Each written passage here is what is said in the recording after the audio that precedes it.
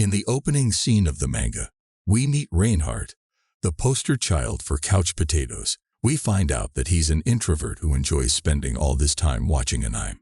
But alas, his sad existence comes to an abrupt end when he dies out of sheer boredom, only to find himself in the afterlife's waiting room. There, a celestial being, let's call her Angelica, gives him the scoop. He's being reincarnated on Earth with magical powers to help him live a better life. Talk about upgrading from basic to legendary edition. She sends him back, promising a life with more pizzas and magical razzle-dazzle. But plot twist. Reinhardt reincarnates into royalty faster than you can say royal baby. Surprise! His parents are the king and queen of a fancy foreign kingdom. But the royal joy is short-lived when they find out their future heir is magically challenged. Turns out, Reinhardt's magical prowess registers lower than the discount bin at a dollar store. Level 2 in a world where level 77 is the holy grail. Ouch. The king's more disappointed than a dad who just found out his kid flunked finger painting. So they decide to ditch baby Reinhardt in the forest like yesterday's leftovers. Talk about tough love. Reinhardt, now Haruto, is left wondering if he's stuck in a cosmic sitcom with a lousy plotline.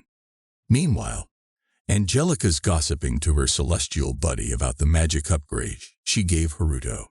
Little did they know, the Earth's magic meter couldn't handle this power, giving him a measly level 2 rating when he's rocking a solid level 1002. Someone get that meter an upgrade. Back on Earth, Reinhardt accidentally learns how to create barrier magic, while lamenting about how miserable his life was. He decided to experiment further with it, and succeeded in creating a solid barrier around himself. But whoops-a-daisy, he bumps into a hulking wolf ready to turn him into a snack. Haruto's newfound skill in barrier magic comes in handy when he's faced with a wolf straight out of a fantasy RPG. A magic battle ensues where Haruto's barrier game is stronger than the wolf's bite. Haruto cranks up his barrier to Fort Knox levels, leaving Miss Wolf scratching his furry head in confusion. But Haruto's not done yet. Oh no, he decides to go all Hulk smash on the poor forest, toppling trees like a magical lumberjack. Take that, nature. The wolf, now more puzzled than a cat in a room full of cucumbers, admits defeat. Turns out, she thought she hit the jackpot with a tasty baby snack, but ended up facing off with Barrier Boy Wonder. Haruto tries to chat with her, but alas, baby talk doesn't quite cut it. Solution: barrier magic that converts thoughts into sound. Who needs Rosetta Stone when you've got magic, right? The wolf, now renamed Flay by Haruto, is so shook she screams loud enough to wake up Sleeping Beauty. She's all like, "How come a pint-sized human has more powers than a demon like me?" Haruto, not one to reveal his underdog status, plays it cool, introducing himself as Haruto, not Reinhardt the Wallflower. Flay, bless her furry heart, mistakes Haruto for the second coming of the Demon Lord, and swears allegiance quicker than you can say identity crisis. Haruto, ever the smooth operator, lets her roll with it. Who needs reality checks when you can have a wolf as your loyal sidekick? But then, hunger pangs strike like a toddler's tantrum in a candy store. Haruto's belly rumbles louder than a stampede, and he begs Flay for a snack. Flay's magical transformation into a supermodel, leaving Haruto in a daze. Who knew wolves could be so fetching? But before snack time can commence, human footsteps crash the party. Haruto, the baby boss, tells Flay to scope out the intruder while he plays puppet master with his invisible barrier. In walks Fenrir, the king's bro, ready to adopt Haruto like he's a lost puppy. But Flay's not having it. Nope, she clings to Haruto like a barnacle on a ship, refusing to let go. Fenrir, the softy, spills his sob story, melting Flay's icy exterior faster than a popsicle in summer. Cue the waterworks and the adoption papers. Fast forward 9 years, and Haruto's got a full-on family, complete with a sister who's got a grudge bigger than a dragon's treasure hoard. Poor Haruto wonders why she's colder than an ice sculpture, especially when she's BFFs with Flay. Then comes the surprise swordplay lesson. Fenrir, the dad, swings a blade like a pro, only to find Haruto dodging like he's Neo from the Matrix. Dad's scratching his head, wondering if his son's got more tricks up his sleeve than a magician at a kid's party. Meanwhile, Mom's all, nah, he's just a normal kid with a knack for dodging pointy objects. Little sis Charlotte, though, smells a rat and decides to play detective. Looks like family secrets are about to spill faster than a potion in a clumsy wizard's hands. When duty calls, Fenrir, Haruto's stand-in dad, marches off to battle, leaving Haruto feeling as uneasy as grapes in a blender. But lo and behold, when Haruto checks in on the aftermath, he finds his dad and his merry band looking more battered than a piñata at a birthday bash. Turns out, they've had a run-in with some pesky thieves. Talk about a royal pain in the, well, everywhere. But fear not. Haruto, wielder of extraordinary barrier magic, decides to play healer, healing his father's fleet within few seconds. Of course, Flay, ever the charming demon, pipes up about the soldier's apparent lack of backbone. But Haruto, playing peacekeeper, tells her to zip it. Can't have the wolf insulting his father or the wounded warriors now, can we? Later that night, Haruto's sleep is rudely interrupted by a mysterious presence lurking outside his door. Investigative mode activated, he discovers Flay, looking as sheepish as a wolf can be. Turns out, she's been on timeout since her last snarky remark rubbed Haruto the wrong way. Haruto, ever the adventurous soul, recruits Flay for a midnight mission to sniff out the scoundrels who attacked his dad's crew. Sneaking out under the cover of darkness, they stumble upon the baddie's hideout. Surprise, surprise. The thieves turn out to be more than meets the eye. Haruto, fueled by righteous anger and a dash of magic, gives them a taste of their own medicine, flinging them around like ragdolls and ordering up a side of arson. But wait, there's more. Haruto's Sherlock Holmes moment kicks in as he deduces that someone's been playing puppet master, pulling strings to orchestrate this little attack. Meanwhile, Charlotte, the family's resident spy, catches Flay and Haruto soaring through the night sky like a pair of magical bats. The next morning, an anonymous tip leads to the baddie's capture, leaving Fenrir curious about who could have pulled off such heroics. Charlotte, curious as a cat with a secret, pesters her dad about the mysterious savior. Fenrir, ever the detective, suspects foul play but keeps his suspicions to himself.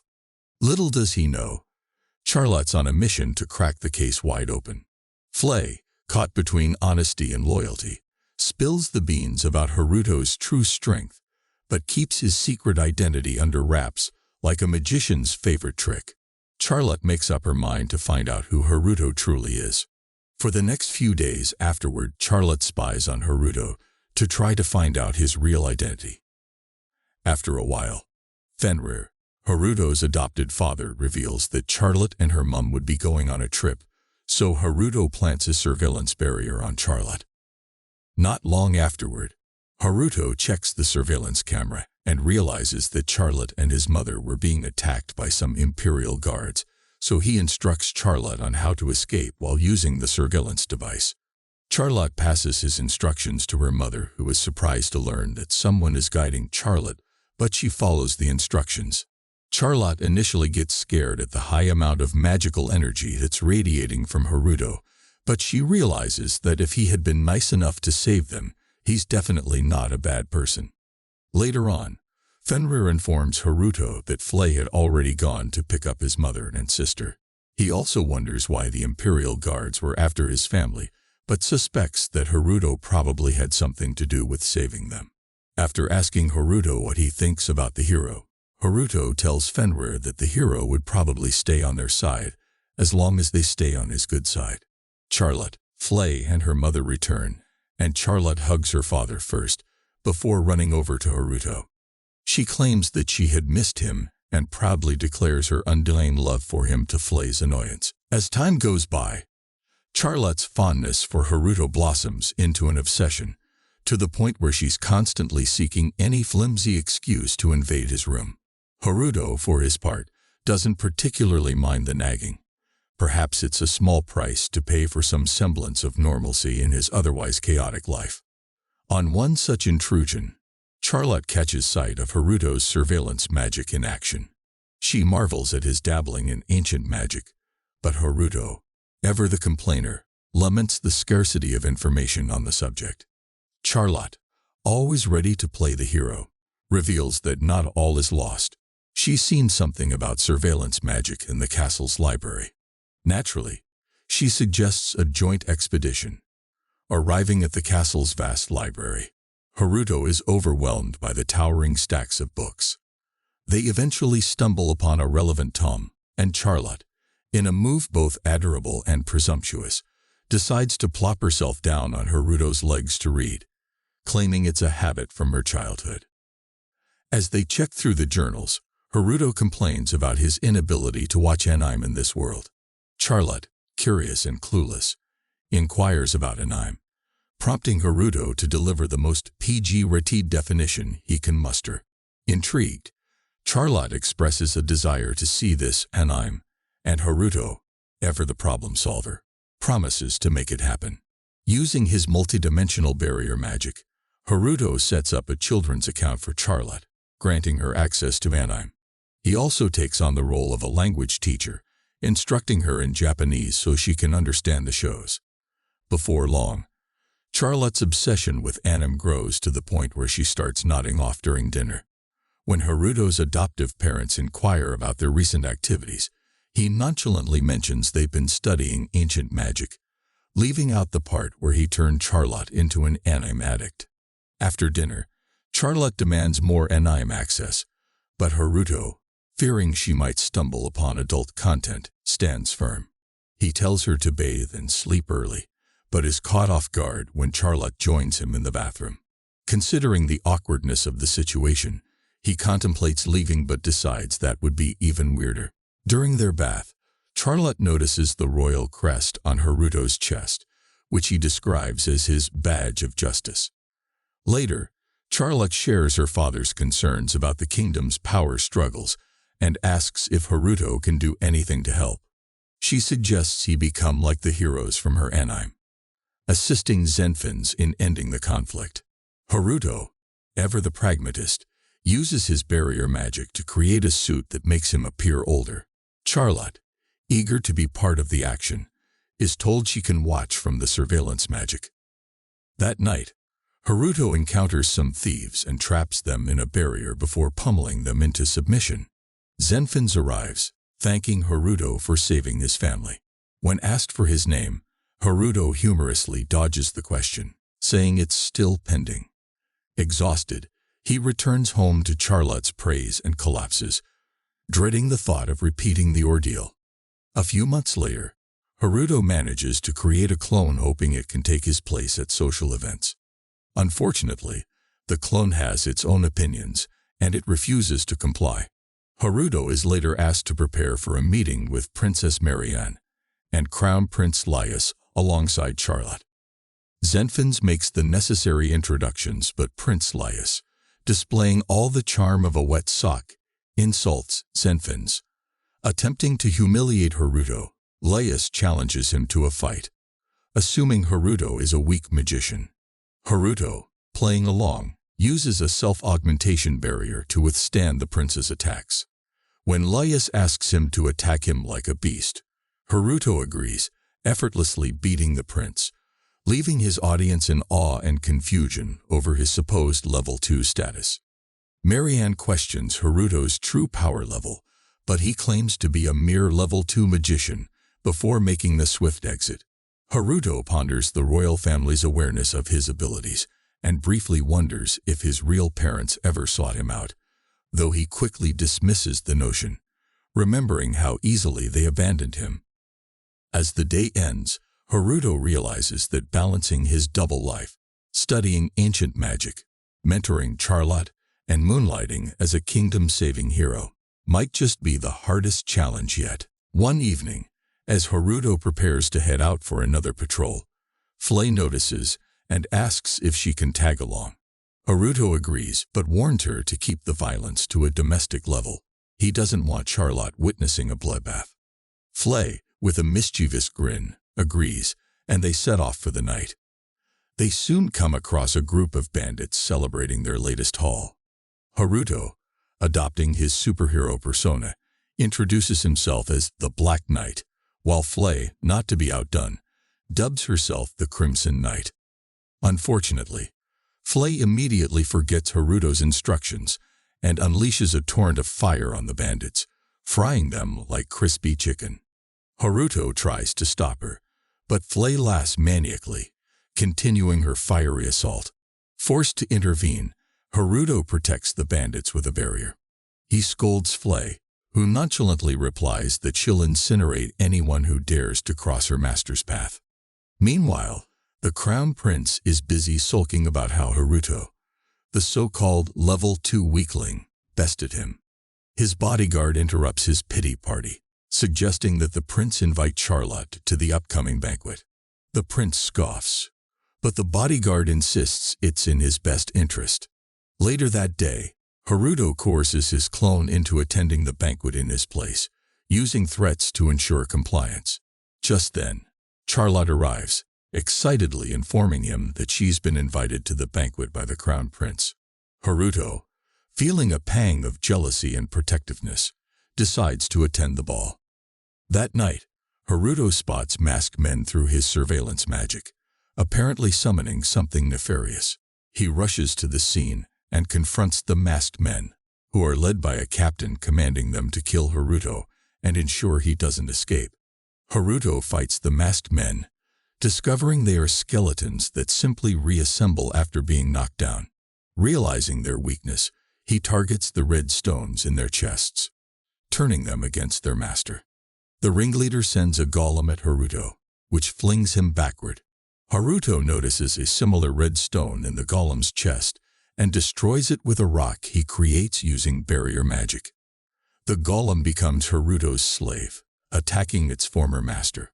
Haruto interrogates the humans, who initially refuse to talk. He orders the skeletons to dig a grave and threatens to bury them alive.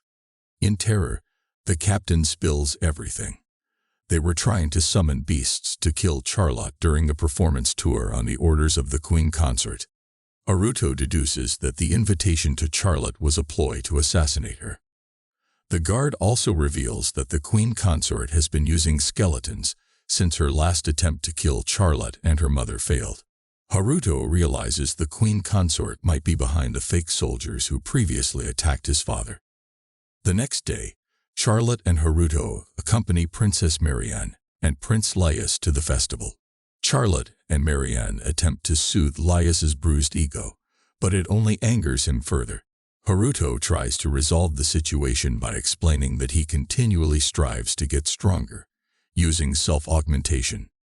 This stuns Marianne and the Crown Princess, who question Haruto's sanity.